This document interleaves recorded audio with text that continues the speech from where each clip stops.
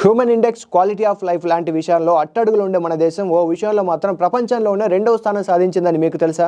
భారతదేశంలో office romance గతంలో కంటే ఇప్పుడు ఎక్కువగా కనిపిస్తోంది. ఈ విషయాన్ని ఆస్ట్రే మాడిసన్ అనే సర్వే సంస్థ స్పష్టం చేసింది. 10 మంది భారతీయ ఉద్యోగుల్లో 4 సహ ఉద్యోగులతో డేట్ చేస్తున్నారట. ఈ విషయంలో మెక్సికో తర్వాత భారత్ 2వ స్థానంలో ఉంది. పని చేసే చోట సంబంధాలు పెట్టుకోవడం, రిలేషన్స్ చాలా కామన్ అని ఉద్యోగులు చెబుతున్నారట. ఇంట్లో భార్య లేదా భర్త ఉన్నప్పటికీ ఆఫీసులో సంబంధాలు పెంచుకుంటున్నారట.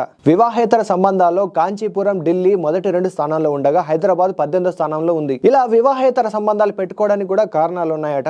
ఆఫీస్ లో లాంగ్ టైం, రోజుకు 9 నుంచి 10 గంటలు ఒకే టీమ్ తో ఒకే వాతావరణంలో ఉండడంతో సహజంగా దగ్గరతనం పెరుగుతుంది. ఇంట్లో భావోద్వేగ దూరం, స్పౌస్ తో కమ్యూనికేషన్ ఏర్పడడం, అదే సమయంలో బయట ఎవరైనా దగ్గరైతే వారితో రిలేషన్ ఏర్పడుతుంది.